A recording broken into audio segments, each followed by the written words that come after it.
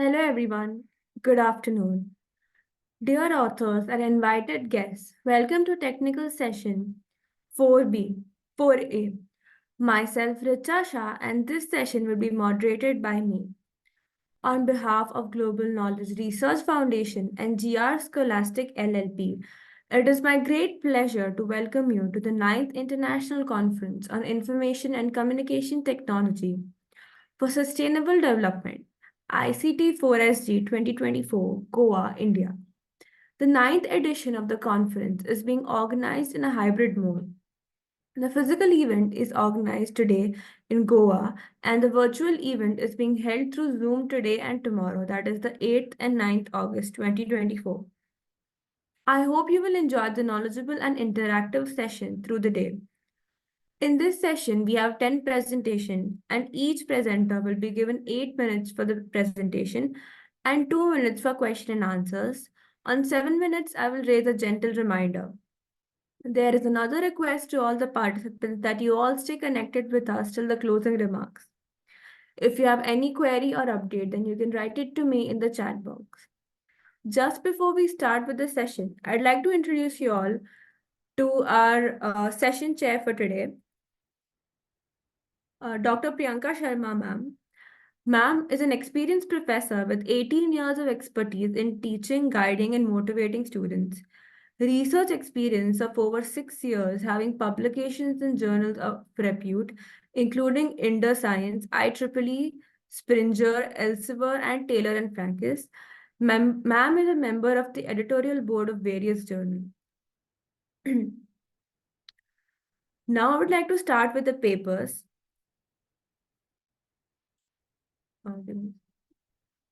I'd like to call upon Mr. Lakhan Rathod for his paper titled AI-driven skin disease detection, diagnosis and tailored medication recommendations model. Sir, can you please start with your presentation, please? Maybe sir isn't in the meet. We can till then move on to the next presentation.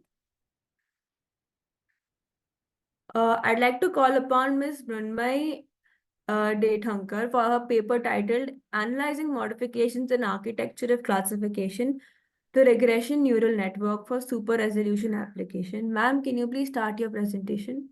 Yes, sure. Am I audible? Yes, ma'am. Yeah.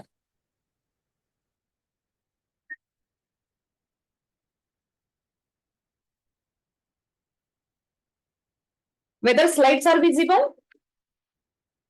Yes, it is visible. Okay, may I start? Yes, ma'am. Okay, thank you. Good afternoon, everyone. This is Murmai Daithankar presenting you piece of my research work as a conference paper, which is entitled as Analyzing Modifications in Architecture of Classification to Regression Neural Network for Super Resolution Application. As a researcher, I am grateful to team ICT4SD for providing this platform to explore ideas and to connect with the other technocrats. Thank you once again. Thank you, ma'am. Actually, slide.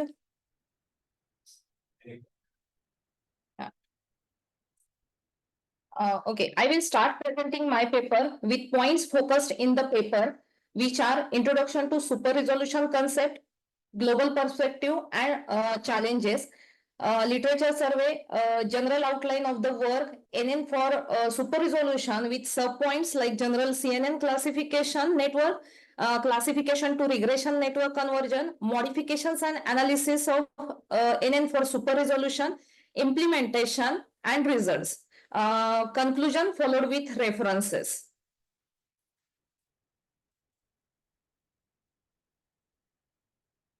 So here I will start with the introduction of super resolution concept, which is related to conversion of low resolution exposures of videos or images to the high resolution exposures using digital image processing techniques.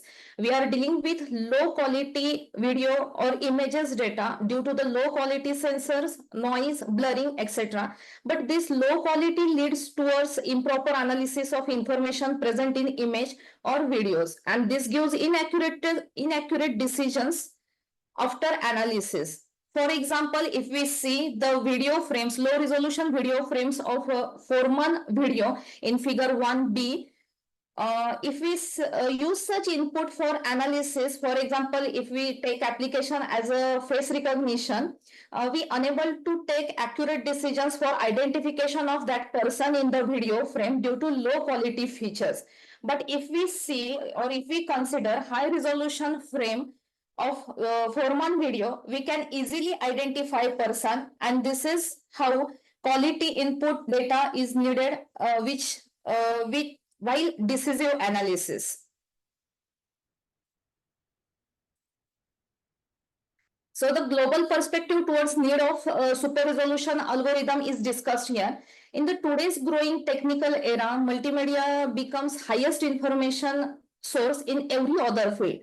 Almost communication of any information in the world is in the form of images and videos for the ease of understanding. So quality of videos and images is in demand for accurate analysis for information.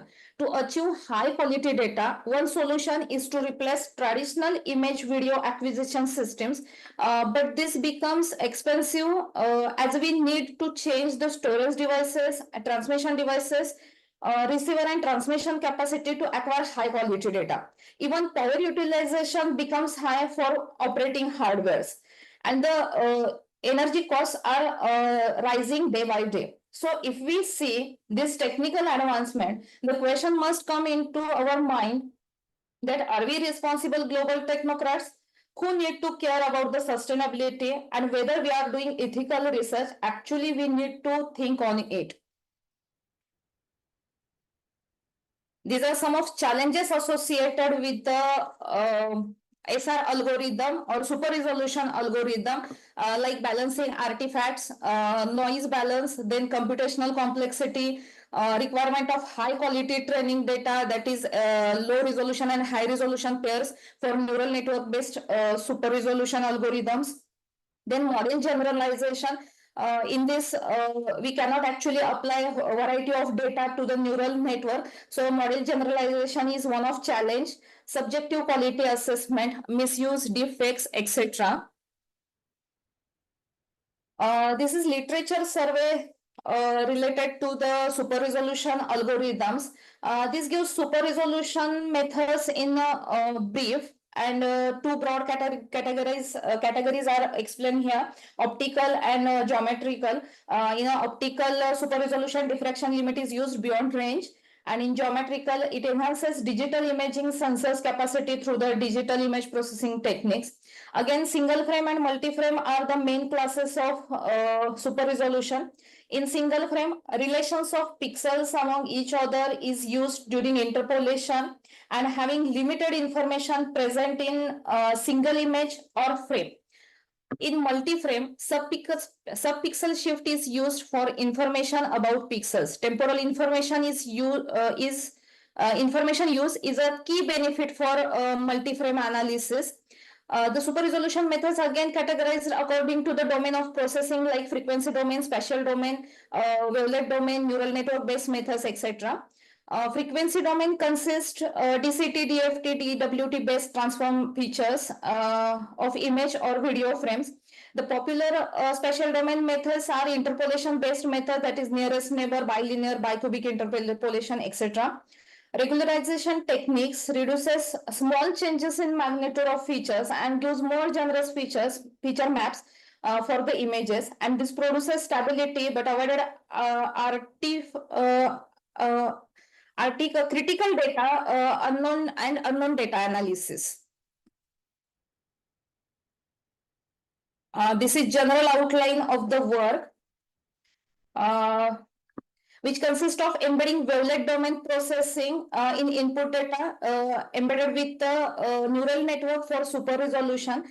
This paper actually focuses on the neural network modifications from basic network of classification to regression to the modified classification to regression.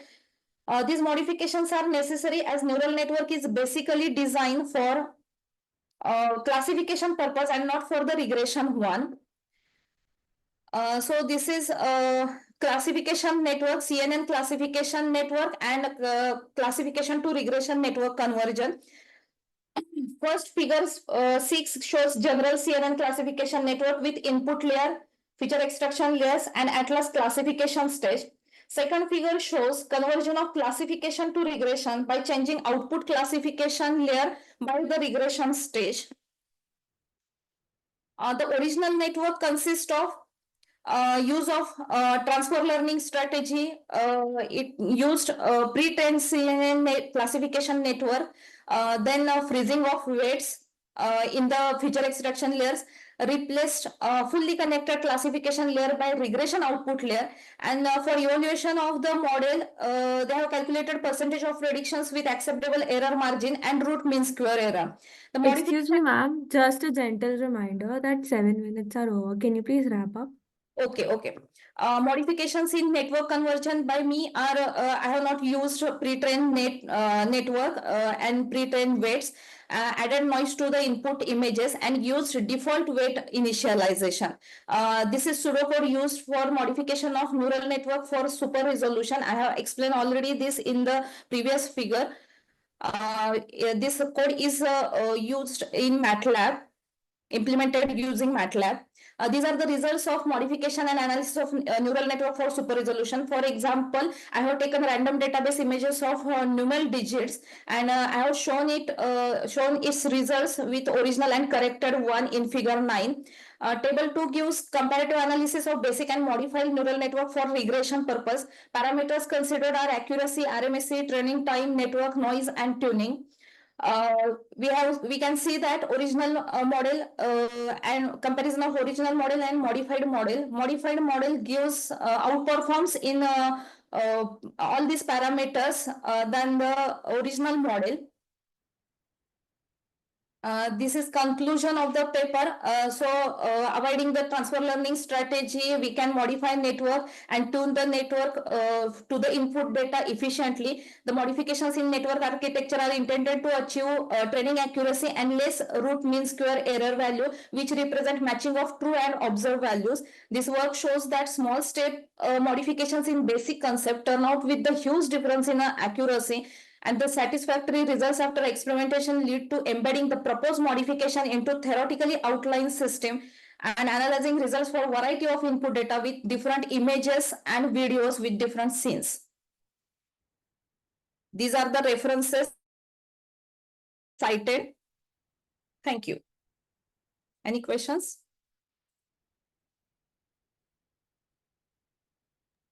Priyanka, ma'am, do you have any remarks for the presenter?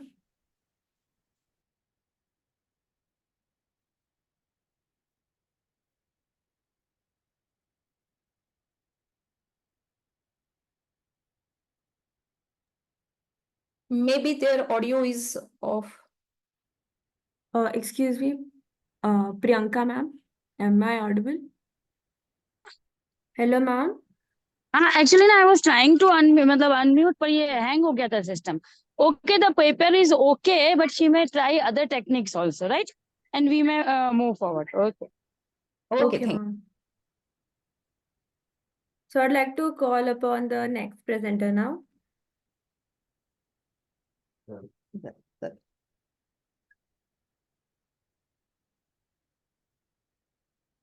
I'd like to call upon Ms. Pradnya Purandare for her Yes. paper titled Bibliometric Survey on DevOps. Ma'am, can you please start? Yes, thank you, ma'am. Am I audible, ma'am? Yeah, you're audible. yes Thank you. I'm just sharing the screen. Hello. Am I audible, ma'am? Yes, ma'am. Yeah, thank you. I hope my screen is shared. Yeah, you can start with the Okay, presentation. thank you very much. Sorry for the delay. Good afternoon, esteemed panelists and all of you. So I, Pradnya Purandare, along with my co-authors, we are presenting this research paper on bibliometric survey on DevOps. So basically, the idea for this paper was that currently in the software development, DevOps is one of the important methodology which impacts the IT projects, and that impacts the Asian IT market and economy. That was the idea, and what is the objective and purpose of the study. So research trends in DevOps, like we analyze the evolution of DevOps research from 99 to 2020, which revealed key areas of focus and growth patterns, for which we used the metrics of bibliometric analysis.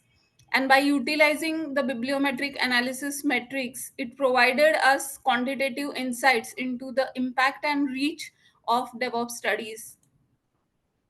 The sources of papers, the research papers, literature review was mainly Scopus database and Google Scholar, and those were the databases. And some of the tools which we used were Giphy and Batgeo and SEO Scout for data visualization, geospatial mapping, SEO analysis, and browser compatibility testing, which gave us insight into the bibliometric analysis of DevOps. Also, the focus was on journal articles, conference proceedings, and research reports, where we could understand from the theory what are the gaps which are there in the DevOps literature. Majorly, the keywords which were used were to find these research papers were DevOps, continuous integration, and continuous development. These were the major keywords. The literature review and findings gave us major concentration on top publications in this period of time, which were the contributing countries, which are the frequent keywords and the subject areas. So we found that from the geographical analysis of publication, the major work in DevOps research in this period of time is done in Europe, where the percentage is as high as 65%. USA is second, 23%, and Asia Pacific is 7%. If you go country wise, then USA tops, and then second is UK, and third is Switzerland, and then Japan. We also did a network analysis using Giphy, and it is used to visualize relationships and to understand the patterns. And we also used various layouts which have been understood for the labels and which have been named here. Majorly, the focus was to understand what is the relationship between the author keywords, data sources, and the keywords which are used. The citation analysis shows us that for DevOps, the major concentration or efforts of citation was high in around 2013 to 15 kind of, and it has been reduced in 2014. So the research implications and limitations, so it aids or it is significant important for IT professionals and decision makers, and it will give us the current trends, and it will be helping us in understanding deeper happenings in the field of progress of DevOps. So this was the major idea about it. So, major findings where the bibliometric analysis reflected that computer physics communication, information and software technology, lecture notes in computer science, including sub-series lecture notes in AI, lecture notes in bioinformatics. These have been the top, you can say, journals which are working for the publication of DevOps research. Secondly, the publications are majorly in the journal research areas in computer science. As I already have mentioned, European countries are leading, and we have to go ahead as Asia Pacific research to have more research in the area of DevOps. Yeah, this is a very important thing. That is the frequency analysis of words, which has given that software development, integration, continuous problems are the top problem areas which have come out of bibliometric analysis and survey. The top prominent contributing subject areas are computer science, then engineering, mathematics, physics and astronomy, and then social sciences. Also, we can summarize that DevOps topics needs to be effectively addressed in operational methods, and it needs improvement in development software using testing integration problems proposed, and continuous and process. So also we did a thorough analysis of the papers we studied, and we came up that though as per the Gartner reports, which we have cited in total 49 papers, it also says that it is the top now majorly 20-30% of the IT industry is using DevOps, and now it is becoming a very accepted techniques or software development methodology. Still lot of issues and challenges are there in DevOps, and hence it needs a lot of work to be done. So this bibliometric analysis gives future scope for us to do a thorough systematic literature review, and maybe later some qualitative and then later some quantitative analysis from the actual teams which are working in the IT industry, their perceptive survey, and maybe then we can come up with some conceptual model for the later research. So these are some of the references. 49 references were there. So thank you, esteemed panel. We're open for questions, ma'am.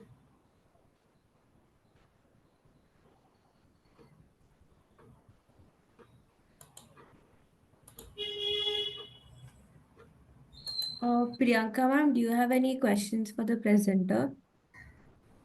Thank you, Pradnya.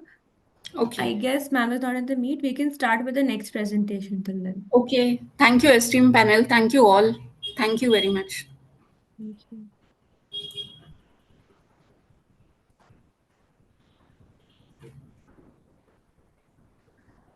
So next, I'd like to call Charita Kondru for her paper titled Comparative Analysis of Machine Learning Models in Autism Spectrum Disorder Identification. Charita, can you please start with the presentation? Yes, thank you. Can you hear me? Yes, I can. Um, okay, this paper actually tells us about the comparison of different machine learning models in detecting autism spectrum disorder to know which one is a better fit. So actually the purpose of this paper is to basically find and evaluate different machine learning models and to check which one is better to find autism spectrum disorder so that it is more effective than regular screening done by doctors. Coming to the introduction part, autism spectrum disorder (ASD) is a disease which affects our brain, leading to neurological problems and development issues. This affects how people interact with others, behave, or learn, etc. Manually detecting this is expensive and it also takes a lot of time because of the unnoticeable symptoms or high levels of intelligence. So this is where machine learning models come into play by quickly finding the ASD patients and speeding up the evaluation process. So in the related works, previous studies, researchers have analyzed various models like support vector machine, logistic regression, Gaussian naive Bayes, and also deep learning models like convolutional neural network, etc., where they had different accuracies of 95% for CNN and another model, say random forest at 89%. Tabitha and authors have also found a mobile application which detects a autism spectrum disorder by using machine learning models. So the novelty of our paper is that we have used not only the evaluation metrics like accuracy, precision, recall, etc. for finding ASD, but also ROC AUC curve, which is area under the curve of the receiver operating characteristic curve to determine the accuracy of the models. So ROCAC is basically a way to measure the performance of a machine learning model. Coming to datasets, the datasets used for this are taken from Kaggle. We have used two datasets, one for adults and other for toddlers. Using these two datasets gives us a broader view of detecting ASD in all kinds of ages. So they have categorical variables like gender, ethnicity, or if they had jaundice when they were born, etc. And also numerical variables like age, AQ10 score. AQ10 score is a score which is a score where they have got 10 questions to answer and the total score is taken out of it, and age in months for toddlers, etc. So coming to methodology, there are three steps involved in methodology, namely data pre-processing, where we have handled missing values by deleting the unwanted data and making sure it is clean and reliable. And we have used one hot encoding to convert and scale the data so that it is easier to compare. Also, various visualizations were looked into to further study the findings and to understand the statistics of how related the attributes are to each other or how related the data sets are to each other. So next step is training and testing data, where the data is split into training and testing in a ratio 80 is to 20, 80% being the training data and 20% being the testing data. And in data analysis, we basically see the first three steps uh, mentioned in data preprocessing. Moving on to the next slide. Several models are used to determine which one is best. Models like support vector machine (SVM), logistic regression (LR), and k-nearest neighbors (KNN) and Gaussian neighbor Bayes are used. SVM is a model which classifies data by finding an optimal line or hyperplane that maximizes the distance between each class in an n-dimensional space. LR is a supervised machine learning algorithm that accomplishes a binary classification task by predicting the probability of an outcome, event, or observation. KNN, k-nearest neighbors, is a machine learning algorithm that uses closeness to compare one data point with a set of data points that it was trained on and has memorized to make predictions. Gaussian database is a machine learning classification technique based on a probabilistic approach that assumes each class follows a normal classification. It assumes each parameter has an independent capacity of predicting the output variable. So various evaluation metrics are also used like precision, recall, accuracy, F1 score, and also RSEAC score. So coming to the results, every model showed us different results where SEM is best for adults with an accuracy of 92%, but it is not the best fit for toddlers where the accuracy didn't even cross 70%. Logistic regression has got an accuracy of 100% for both the toddlers and adults, which indicates that it is overfitting.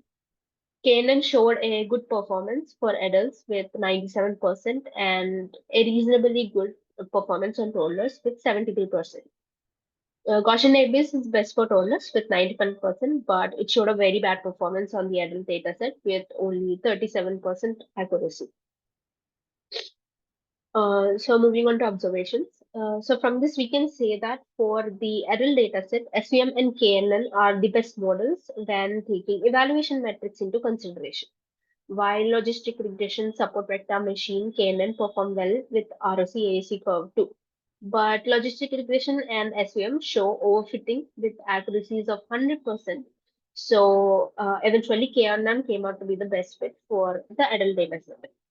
And for the toddler dataset, Gaussian database turned out to be the best model with an accuracy of 91% and an AUC of 0.9896. Logistic regression is overfitting for this dataset too, uh, because it has achieved an 100% accuracy in the testing data. KNN also performs well comparatively with an accuracy of 73%, but it can perform better um, when we change the value of K. So consequently, this paper analyzes various models on adults and toddlers dataset, KNN being the best for adult dataset while considering both the metrics of evaluation, that is accuracy and ROCAC curve, and GNB being the best for the toddler dataset. For better accuracies and performance, more data can be considered, tuning the hyperparameters and also refining the training processes. Thank you.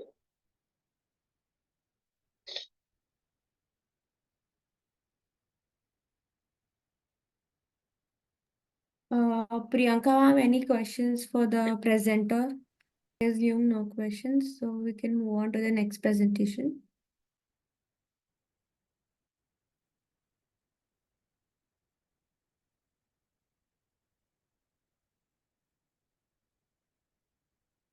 So now I'd like to call upon Ms. Jyotsna Gaikwad for her paper titled Comparative Analysis of Real-Time Scheduling Algorithms on Multi-Core Architectures. Ma'am, can you please start with the presentation? Yes, ma'am.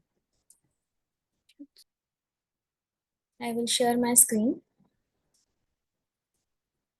Yes, ma'am.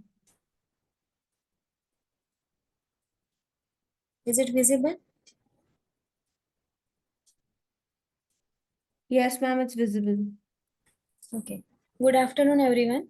My name is Jyotsna Gaikwad, and my topic is comparative analysis of real-time scheduling algorithms on multi-core architectures. It starts with the abstract.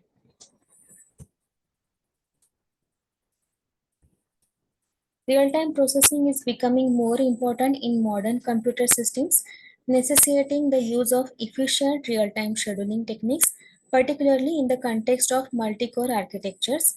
This work provides a comprehensive analysis and comparison of various real-time scheduling techniques specifically tailored for multi-core CPUs. The major aims are to assess their functionality, scalability, and adaptability for handling real-time workloads in a multi-core environment. We will provide performance measures and trial outcomes in tables to clearly outline the advantages and downsides of each algorithm. So start with the introduction. This is the diagram of hardware architecture that contains master P and 3 slave Ps running free RTOS and connected through a NOC, that is network on chip. The master P manages the system architecture, which executes the mapping strategy and dynamically scales voltage to reduce power consumption while running on RTOS. Each slave P executes assigned task with an RTOS and performs an inter-task processor communication. Each slave P locally adapts power with frequency scaling and clock gating. Now let's look at it in depth. Modern computing systems are largely built using multi-core designs, which offer more parallelism and computational capability. Efficient scheduling algorithms are necessary for real-time systems, which include multimedia applications, automobile control systems, embedded systems, and systems subject to strict timing constraints. The analysis of several real-time scheduling methods created specially for multi-core processors is the main topic of this research. We have analyzed and implemented many real-time scheduling strategies for multi-core architectures. With hierarchical scheduling, jobs are arranged in hierarchy according to their significance or criticality in real-time systems. Higher up the hierarchy, tasks are prioritized and regarded as more important. We will see rate monotonic scheduling algorithm. It is a priority algorithm within the static priority scheduling category of real-time operating system. It's proactive in its character. Priority is determined based on the cycle time of different operations. If task has a brief duration, it is considered a top priority in a process. This algorithm is used as a static priority scheduling category. The process with the highest priority will be given precedence over any other processes already running, and the length of a procedure is directly linked to its priority. Next is fixed priority scheduling algorithm, where each task is assigned a predetermined priority before runtime. Here, runnable processes are executed in the order determined by their priority. In real-time systems, processes priority is determined by its temporal needs rather than its importance for the system integrity or correct functioning. Next is hierarchical scheduling. It has proven effective in enhancing the modularity of real-time software by providing temporal segmentation among applications. Global scheduler or system level scheduler organizes system by dividing its hierarchy into multiple subsystems. Local scheduler at the subsystem level organizes work within each subsystem. Each algorithm's effectiveness and efficiency in meeting real-time constraints are evaluated by implementing and testing them on multi-core simulator. we will see the methodology we have used here. We have used multi-core simulator. This is used to establish control setting for assessing various scheduling techniques. The simulator contains several CPU cores, each with the ability to perform tasks, and this configuration replicates real-life situations with the ability to process multiple tasks simultaneously. This simulator consists task set generation and real-time clock. This task set generation is used for varied work list as created with different deadlines and lengths of time needed for completion. These diverse objectives guarantee through evaluation of scheduling algorithm in various situations, and the real-time simulator includes real-time clock to gauge the system's response. This clock enables accurate monitoring of job duration and deadlines. You will see the result calculated by this simulator. Here we have used 4 scheduling techniques: EDF, that is earliest deadline first, RMS means rate monotonic scheduling, FPS means fixed priority scheduling, and hierarchical scheduling approach. The performance metrics of each scheduling strategy are examined and displayed in the subsequent tables. The performance metrics for each scheduling techniques are shown in the following tables, which displays experimental findings. First table consists CPU utilization comparison. We have checked it with EDF, RMS, FPS, and hierarchical, where we have used core 1, core 2, up to core n, and averages are displayed here. We have displayed this in the diagrammatic representation. Here we have calculated CPU utilization comparison, and each CPU utilization comparison is displayed by different colors. Next table consists response time comparison. Here we have assigned multiple tasks and they are implemented using EDF, RMS, FPS, and hierarchical algorithms, and we have calculated their averages as per given in the table. And this result is shown in this diagrammatic representation, where each color specifies different algorithms which is worked on the task. Third table displays deadline miss ratio comparison. We have used same task which is used in previous tables, and algorithms. Excuse me, ma'am. Just a quick reminder that 7 minutes are over. Can you please wrap up? Yes, ma'am. EDF, RMS, FPS hierarchical algorithms you have used, and these are the averages. And this is the diagrammatic representation of each, which is given in the different colors. And the fourth last one result is scalability comparison. We have given in the algorithms, and we have used 2 core, 4 core, 8 core, and 16 cores. So this is the diagrammatic representation of these results. And lastly, we have gone to the conclusion. Here we have used EDF, RMS, FPS, and hierarchical scheduling approaches thoroughly, which this results emphasizes crucial need to choose scheduling algorithm that is customized to exact demands of the real-time systems being used. And this EDF demonstrated impressive reactivity where caution is advised, where system stress at its deadline miss ratio could increase. RMS has better deadline miss ratios, but its capacity to adjust the changing work completion time may be restricted as given in table 4.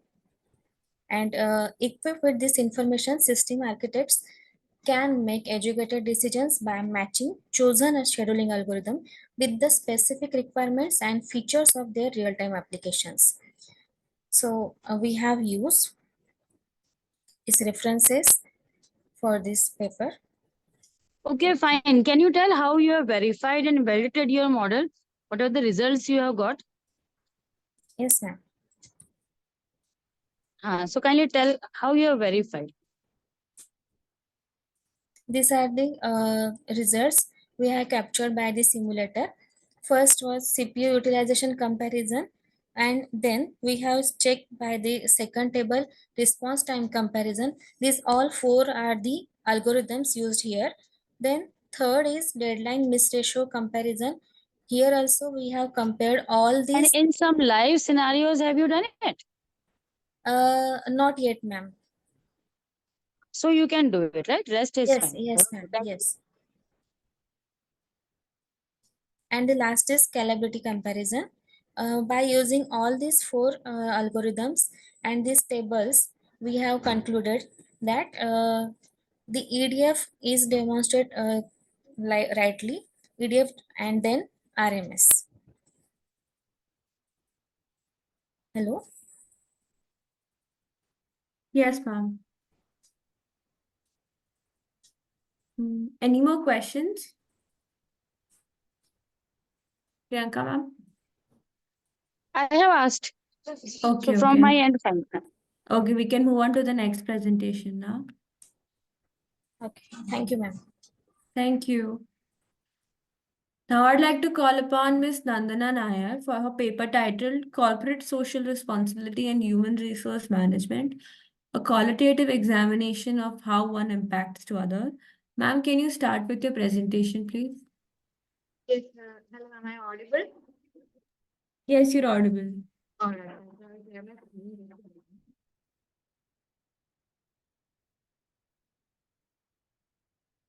Is my screen visible to all of you? Yes, your screen is visible. Okay. So I'll start with my presentation. So my topic is corporate social responsibility and human resource management. And this is a qualitative examination of how one impacts the other. So for the introduction, I would like to say that CSR plays an indispensable role in the present business environment. So this is a it is one of the core principles that helps to shape the organization human resource management, which is the HRM practices. So earlier in businesses in India engaged in charitable activities only to show their legacies, but this landscape changed during the late 20th century and is mainly influenced by the emerging global trend. So a major turning point is the amendment of the Companies Act of 2013. So with the amendment of this act, it became mandatory for specific companies to spend toward various CSR initiatives. So now CSR has shifted from a voluntary to a compulsory act in the country. So CSR has also become a part of business function, thereby making it align with the mission and goals of the organization. And nowadays, millennials as well as Gen Z give due preference to organizations that place huge emphasis on sustainability. So, as for the methodology, our main goal of our research was to determine the link between CSR and human resource management practices among prominent Indian organizations. So, we use qualitative techniques, specifically content analysis of published reports and reviews, which provided us the insight. As the first step, we selected 20 Indian organizations based on their spending on CSR initiatives. From this selection process, 10 listed and 10 unlisted companies were identified across multiple industries. For the data collection process, various documents published by these selected organizations were identified, such as annual reports, environmental, social, and governance reports, and corporate social responsibility reports. And the reports used were the latest available ones from the year 2021 to 2023.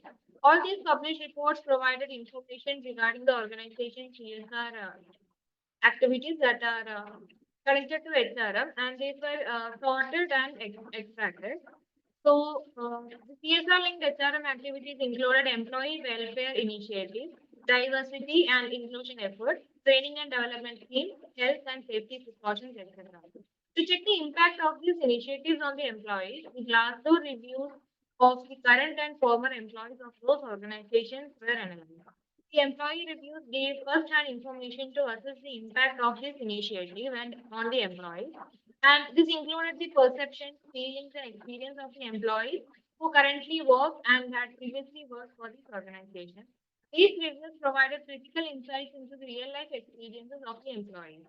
And this indicated how initiatives of CSR affect the multiple aspects of the employee's professional life. And by integrating the company's published data and the real viewpoints of the employees, the research was enhanced and we were able to draw more insight. Now, this is the list of companies we have used, that is the listed and unlisted.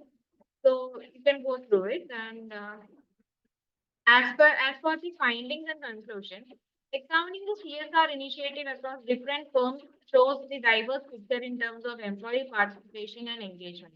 Prominent companies like Reliance Industries Limited and TCS are notable for their commitment to employee well-being and also community support, especially during the COVID period. Reliance Industries has made significant efforts through programs like Mission Employee Care and Mission Vaccine Selection, highlighting their commitment to the welfare of both the workforce and the community. Conversely, organizations like HDFC Bank, Oil and Natural Gas Corporation, and Soho have been recognized as entities that should work toward on improving employee participation in their CSR initiatives. Despite being a significant player in CSR contributions, HDFC Bank exhibits limited employee engagement, which is pointing towards a gap that needs attention and improvement in employee morale and participation.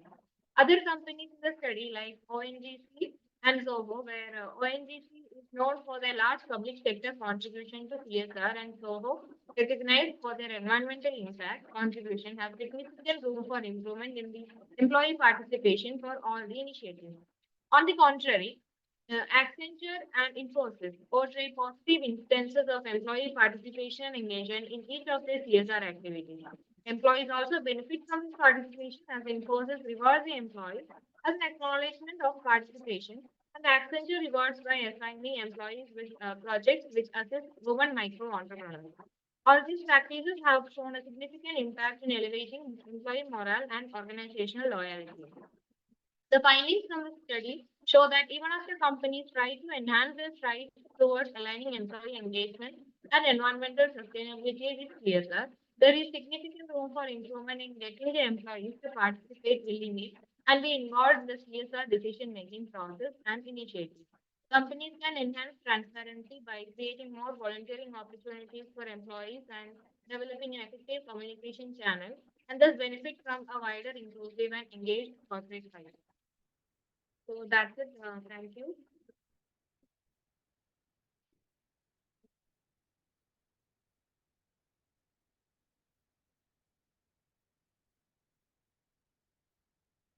Hello. Yes, ma'am. Thank you for the presentation. Priyanka, ma'am, do you have any feedback or something? The presenter.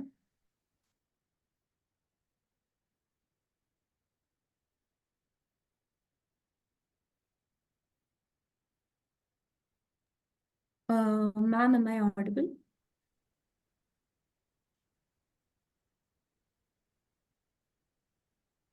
Maybe there is no feedback as such.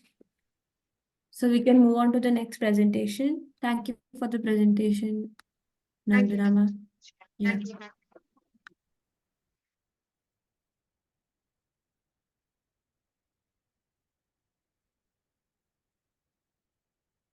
So now I'd like to call Ms. Vijay Lakshmi for her paper titled Enhanced Machine Learning Algorithm for Farming Detection.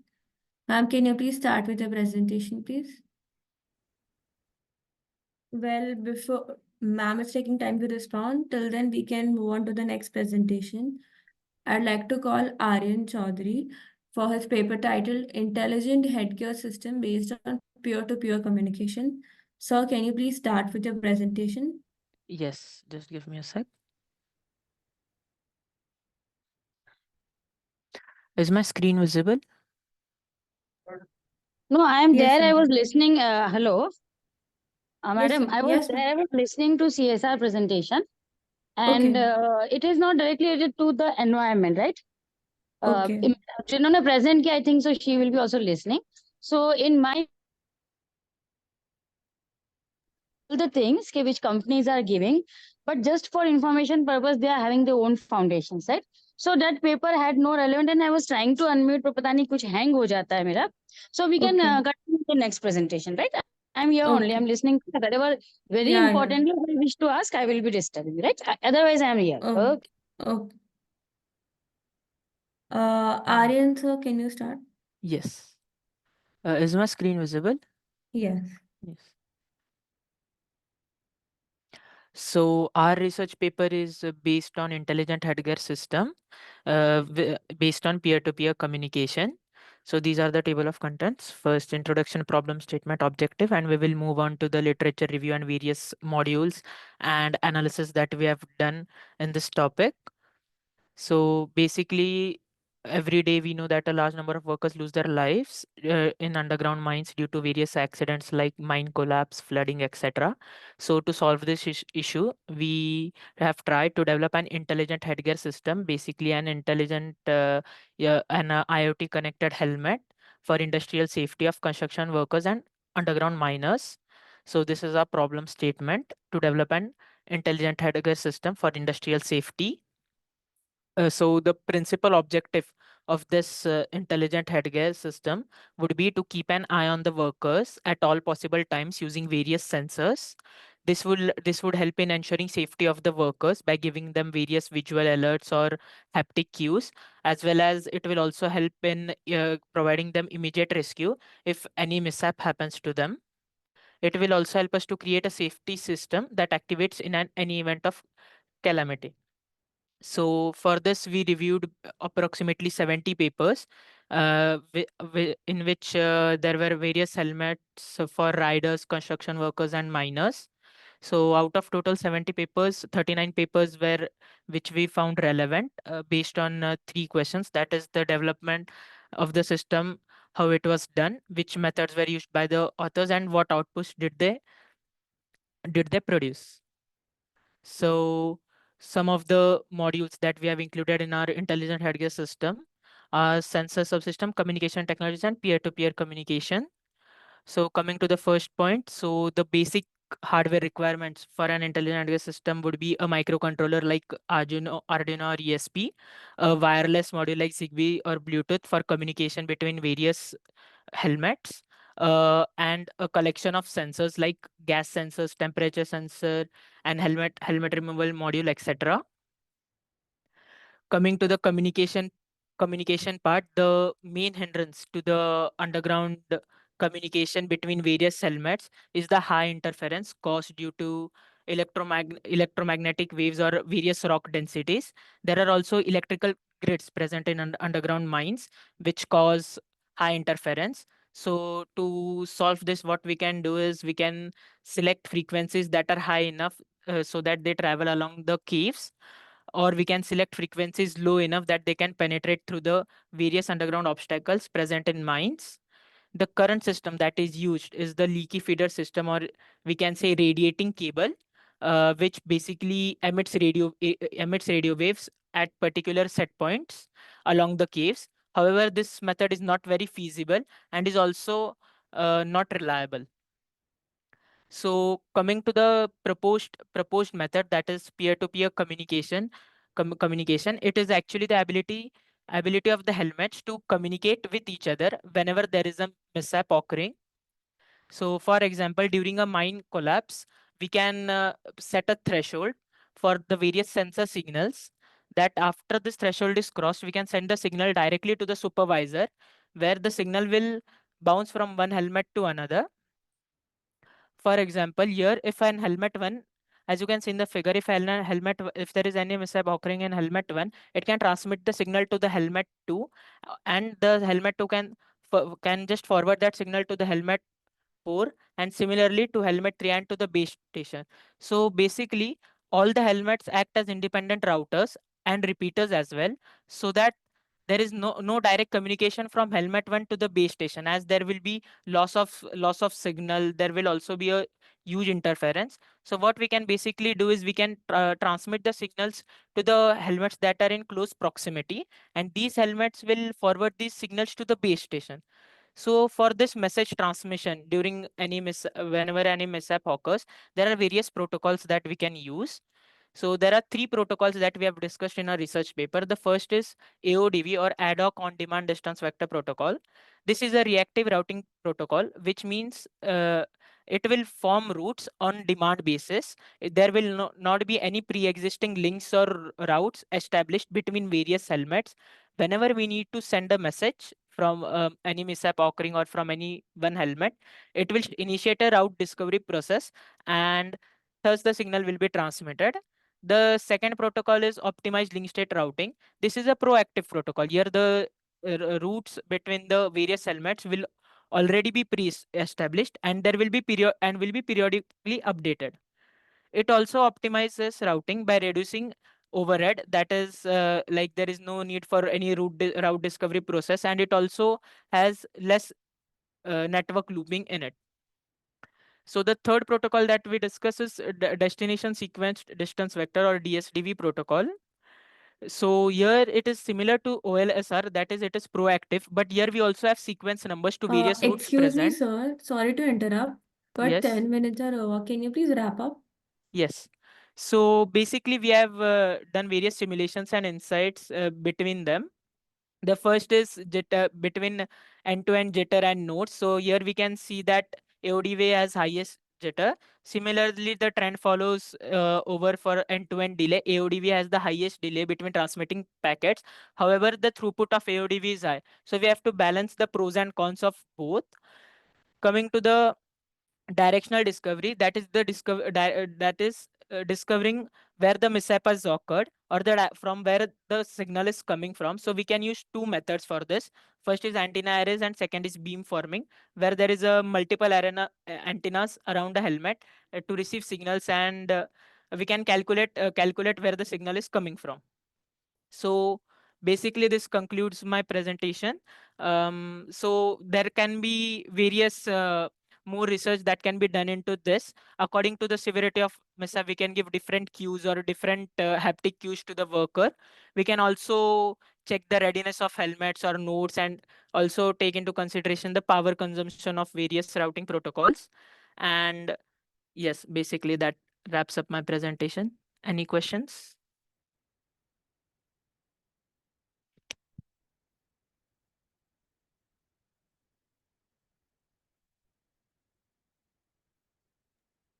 Hello. So Yes, ma'am. you have used three types of model or some research methods, right? Yes, three protocols, Ah, ma'am. so protocols, right? So now we also have developed one helmet for police personnel, for cooling helmet, right? Yes, ma'am. But then what happened when we tested in the field? It was not that worth. And industrial institute is there in research. So how can you verify, or how can you confirm that the whichever prototype you have used is the best one?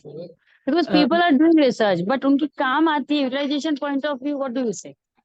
so ma'am, actually, what we are proposing, like peer-to-peer communication or AODV, OLSR of these nodes, this has already been done in what you can say, not in underground mines, but in overhead networks. Like basically, there are mobile nodes moving, or a collection of interconnected nodes. Actually, we have also developed a basic prototype using ESP, and it works like we have not tested actual underground mines, but it works basically what you can say, nicely or optimally in our local environment.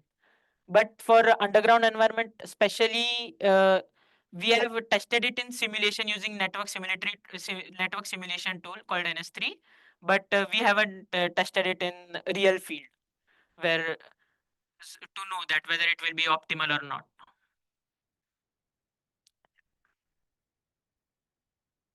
Hello.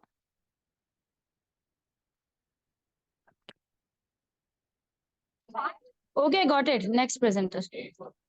Yes, ma'am. Thank you. Thank you, sir, for the presentation. Now I'd like to call the next presenter.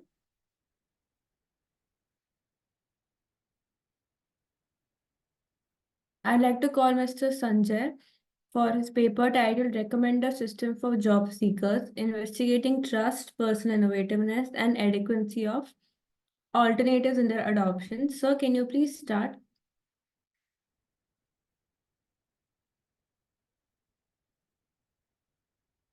Sanjay, sir, are you in the meeting?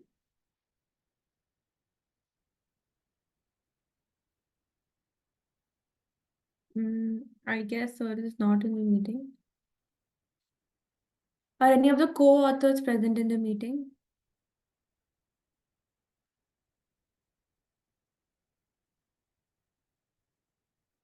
Okay, meanwhile, we can go to the next presentation. I'd like to call Mr. Mahendra Desi for the paper titled Traffic Congestion Management. So please start with the presentation. Is my screen visible? No. Let me check the error. If anybody is in the queue, let them take this one. Otherwise, Yeah, okay. We can do that. yeah. Mr. Lakhan Rathod, sir, are you in the presentation? Are you in the meet? Yes, ma'am. Yeah, can you please start with your presentation? Yes, ma'am. Just a second.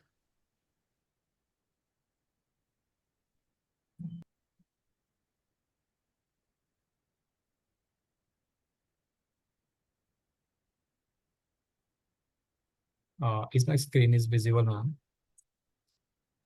Yes, sir, it's visible. Okay. So my fellow team member would like to start the presentation, which is a Janvi 9. Okay. Yeah. Am I audible to you? Yes, ma'am. Good afternoon, everyone. So our research paper name is AI-driven skin disease detection, diagnosis, and tailored meditation recommendation model. And my team members are Lakan Rathod, Sonali Jagdade, and Janvi, myself. So making the introduction, like many people around the world suffers from skin diseases, which causes physical pain, emotional stress, and financial problems. So detecting and diagnosis this condition early is important for preventing issues and treating them on time and improving patients' health. So, however, traditional methods depends on doctors visually examining the skin, means which can lead to mistakes and delays also. So that's why we are developing an automatic model to detect skin lesions and skin disease. So motivation comes from, like in India, skin diseases are widespread. Depending on the region, that occurrence of skin diseases ranges from like 7.9 to 60% of the total population. So many people are not getting enough medical treatment for this condition, and skin disorders can greatly impact personal physical, psychological, and emotional health also. So that's all the motivation is from. So our problem statement is like millions of people suffers from skin illness, leading to physical, psychological, and financial stress also.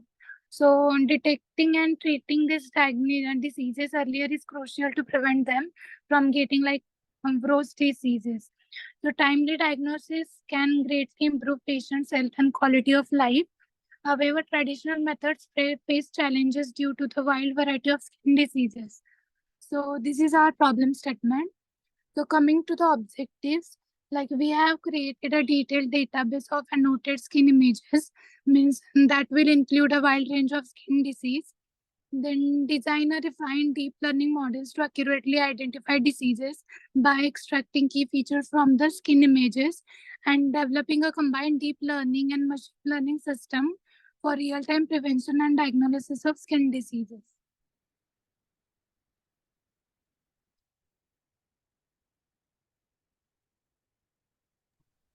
Thank you, Janvi. From now, I will move ahead. So, Yeah. So in our observations, we have observed some key points such as limited interpretability, which makes system to understand the skin lesion detections, and the second one, which is integrating the diverse data sources, so could help to improve the prediction accuracy and coverages. So the third one, which is relying on the common data set, which limits the prediction of the different skin lesions. So, and the last but not least, which is a highly variability in the skin lesions makes diagnosis harder. So coming to our system architecture, so we have developed a web applications, which takes an image as input and goes for the further phases such as image pre-processing and enhancement. So in this phase, image is undergo with the resizing, rotation, and the color corrections. So then after that, it generates an output for the next phase, which is a feature extractions. And the feature extraction phase, the system extracts some helpful features from the image, which helps to classify it to the appropriate class. So in the classification phase, it actually classifies the appropriate skin lesions, like which skin lesion or skin disease has been occurred to the particular the person. So then after that, it gives a generates a result of the, like, what kind of result, what kind of skin disease it is.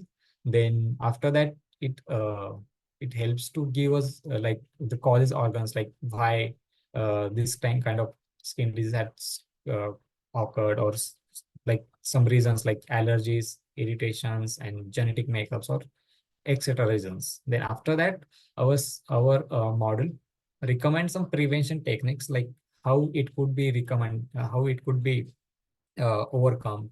And after that, our system gives some treatment recommendations. So this is our system architecture. So the next one, like the methodologies which we have used in our system, like first one, the TensorFlow library to train the model on the database data set of the skin lessons. Then we have used the TensorFlow to train train model to recognize the real-time skin lessons. And then the second one is the CNN algorithms. In the CNN algorithm, we have used different layers such as exception layer, inception layer, and ResNet layers, which had some good, like the more accuracies as compared to other algorithms and layers. So the next and the last one, which is a content-based filtering algorithm, which has been used to recommend some prevention techniques and the treatments. So coming to our result and the accuracy. So as I mentioned, that the exception layer of the CNN algorithm has a highest accuracy among all the algorithms. So we have used this exception, then the inception is there. So, and the VGG19 is there. So we have customized of these three algorithms, and we have made a model which gives the best accuracy. Sorry. And so in our conclusion, that we have conclude the majority of existing systems were uh, created on the common data sets, which limits the systems to classify or uh, detect the detect the various skin diseases. So, and another, like we can say, most of the existing systems that was developed on basis of the similar algorithms, like which had some less accuracies as compared to and our proposed system has been implemented with a different layer of CNN and the integrated with the some auto recommendation algorithm. So our system gives an appropriate solutions for this kind of problem. So that's it now. Thank you from us.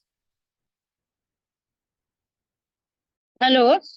Can you tell me the limitations of your model which you have developed? Because it can't be so nice that it can be used, replacing the existing one. Huh? Ma'am, our model, like not that much, but like our accuracy, highest accuracy is a 96%. So as we have tested with the various skin diseases, and like we have integrated a feature which is like auto recommending the treatment or prevention technique. So here we generate some differentiations from the others.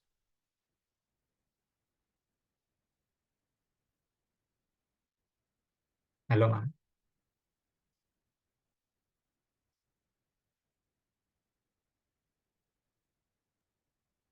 Ma'am, any other questions?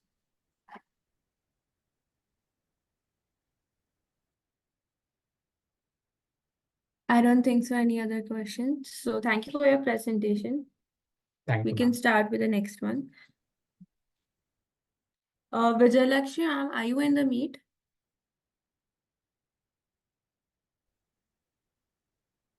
Vijayalakshmi, ma'am, can you start with your presentation?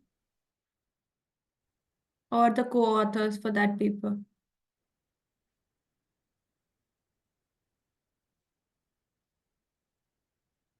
Hello.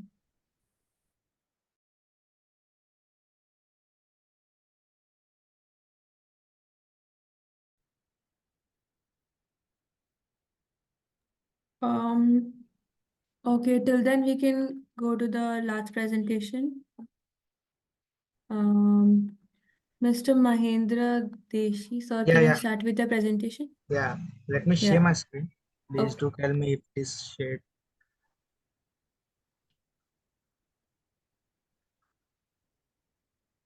Is my screen visible?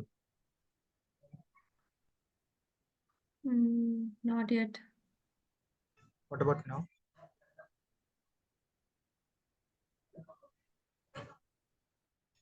It says your screen is sharing.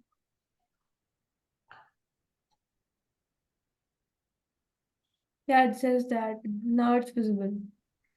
Okay. So technology is present, but like there are no much innovations in that. So what we have did is like introduce some of the intelligent techniques using machine learning algorithms to somewhat reduce the traffic. So yeah, mainly the project is divided into two parts. First is collection of the data, and using that the collected data, we will determine whether there is a traffic in particular road maybe, and we will decide which road to go using one more algorithm. So first we are actually not depending upon any data models. So we are generating our own data using a tool called as PTVism. So this is a free tool where we can add a number of vehicles, whatever we want, speed of the vehicles and the distance of the vehicle which it want to travel. So using this, we can simulate the simulator. So it will generate the random data set and give us. So after generating the data, we are basically bifurcating the data into training set and testing set. So by testing the data, we will use the best fit algorithm which suits our model. So basically we tested around four algorithms: random forest classifier, k nearest neighbor classifier, Gaussian navy, and support vector classifier. By considering all these, we got an highest accuracy in Gaussian navy Bayes algorithm. So we took this one to this model to you know uh, to decide whether there is a congestion in particular unit of road or the whole length of the road. So taking the output from that data, we are feeding it into the Dijkstra's algorithm. So if there are any possible ways to escape from the traffic, Dijkstra's algorithm will find the best fit road for you by considering the shortest route. So as we can see here, I have like added two roads over here. So combined score is the attribute which will calculate the best fit road based on the number of vehicles and the distance. Suppose here road one and road two both don't have any congestion based on the result of the Gaussian algorithm, and the distance is 11 and 15. But the vehicles in the less distance are very like high when compared to road two. So based on that, we are calculating the combined score. The combined score will be less for the road two. So we suggest, or our model will suggest that the user to take the second road so that he can reach the fastest and also save his fuel. Yeah, this is how our project works. And basically we are using simulator to generate the data here. But in real time, you can use roadside units to capture the data, that is number of vehicles and what is the density, speed of the vehicle, etc. Yeah, if any questions, you are open to ask.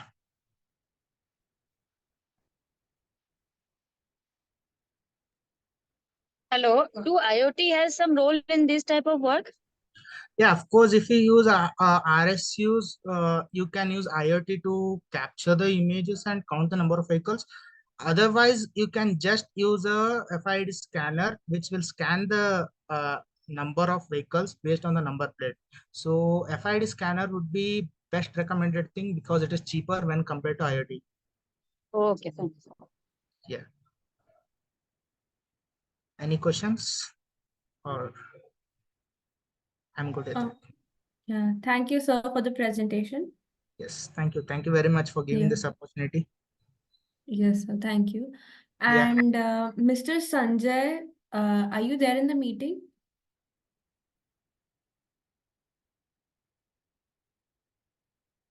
Mr. Sanjay or any of his teammates with the paper titled Recommender System for Job Seekers. I don't think so. They are in the meeting. Vijayalakshmi ma'am, do you want to present next?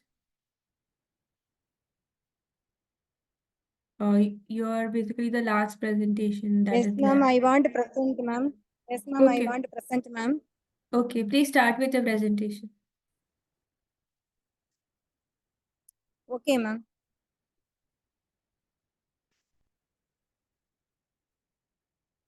Hello, Vijayalakshmi ma'am. You're unmute, but you're not audible. Are you presenting?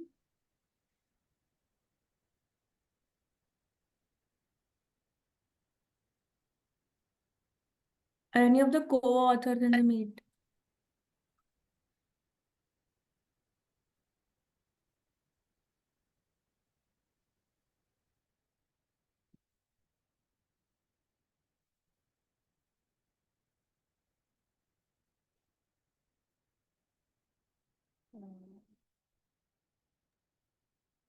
So now I'd like to conclude. I sincerely thank our authors for their excellent presentations and contribution in this session. And all our participants for being part of this international conference. I hope this session was informative enough. We, on the behalf of the whole team, thank you for the support during this 9th version and all the previous 8 versions of this conference. All the presenters would be given their digital certificates via mail within 2 working days. And further, all the papers have already been forwarded to the Springer. And the publication will be live in 6 months. Kindly cooperate with the team of ICT4SD 2024. I'd like to thank our session chair, Ms. Priyanka Sharma ma'am, for chairing this session. This is a token of appreciation to the chair on behalf of the team ICT4SD 2024 and Global Knowledge Research Foundation and partners. Thank you everyone for your valuable presence.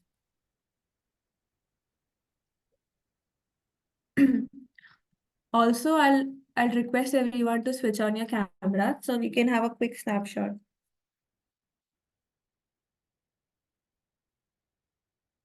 Can everyone please switch on their cameras?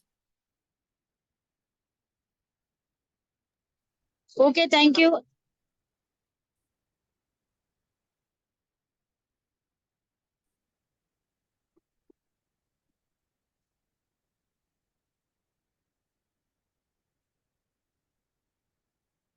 Thank you everyone. Have a good day. Thank you. Thank you. Thank you.